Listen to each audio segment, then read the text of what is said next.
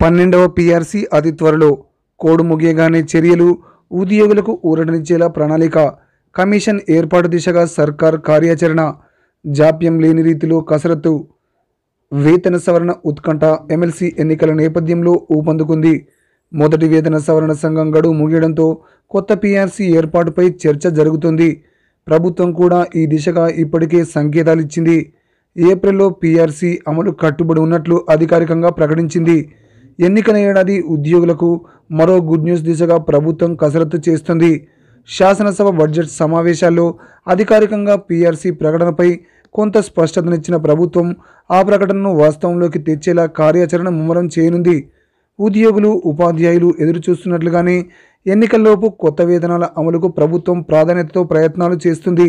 ప్రస్తుత పీఆర్సీ కాలం June 30తో ముగియనుంది. July 1 నుంచి రెండో పీఆర్సీ వేతనాలు అమలు చేయాల్సి ఉంది. ప్రభుత్వం రెండో వేతన సవరణ సంఘాన్ని ఏర్పాటు చేసి ఉద్యోగుల నుంచి ఫిట్మెంట్ ప్రతిపాదనను ఆహ్వానించాల్సి ఉంది. ఆ తర్వాత నేతలతో సంప్రదింపులు, అధ్యయనం చేయాల్సి ఉంటుంది.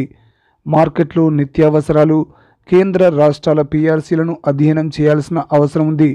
ఆ తర్వాత ఫిట్మెంట్ను నిర్ధారించి నివేదికను ప్రభుత్వానికి అందిస్తే దీనిని కేబినెట్ ఆమోదించాల్సి ఉంటుంది. ఆ తరువాత జీవోలు అధికారికంగా విడుదలవుతాయి. సాధారణంగా ఉద్యోగుల వేతనాలను ప్రతి 5 ఏళ్లకోసారి సవరించాల్సిందిగా చట్టంలో ఉంది.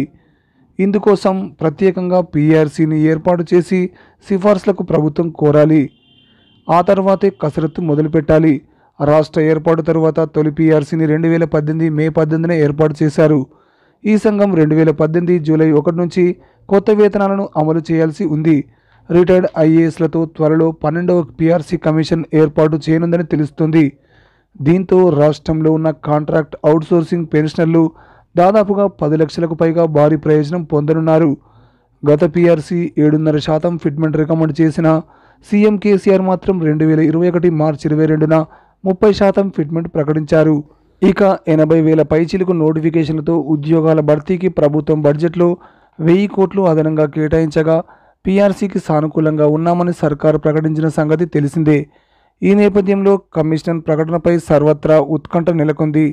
2020 డిసెంబర్ 31న పీఆర్సీ నివేదికను ప్రభుత్వానికి అందించింది. ఉద్యోగుల మూల వేతనాల్లో 7.5% ఫిట్మెంట్ను సిఫారసు చేసింది. కానీ సీఎం కేసీఆర్ ఉద్యోగుల సంక్షేమానికి 2021 మార్చి 22న అసెంబ్లీలో 30% ఫిట్మెంట్ ప్రకటించారు. 2018 జూలై 1 నాటికి చెందిన కరువు భత్యం 30.392% కూడా వేతనాల్లో కలిపారు. ఈ ఏడాది డిసెంబర్లో ఎన్నికల నేపథ్యంలో ప్రభుత్వం ఇప్పటి నుంచే పీఆర్సీ కసరత్తు మొదలుపెట్టింది. జాప్యం లేకుండా కొత్త కమిషన్ ఏర్పాటు కాగానే అన్ని శాఖల స్పెషల్ సీఎస్లు, ముఖ్య కార్యదర్శులు, కార్యదర్శులకు శాఖల వారీగా ఉద్యోగులకు చెందిన పలు వివరాలను కోరుతూ నోట్ను జారీ చేసి ప్రభుత్వ ఉద్యోగులకు చెందిన సాధారణ, ప్రత్యేక, తాత్కాలిక సర్వీస్ రూల్స్ను పరిశీలించనుంది. పీఆర్సీ పరిధిలోకి వచ్చే స్థానిక సంస్థలు, ఎయిడెడ్ సంస్థలు, యూనివర్సిటీల్లోని non teaching staff, work charged employees, full time contingent ఉద్యోగులకు ఆర్థిక ప్రయోజనం ఎంతమేర సౌలభ్యంగా ఉంటుందో అధ్యయనం చేసి ప్రభుత్వానికి సిఫారసు చేసేందుకు ముమ్మరంగా కృషి చేస్తోంది.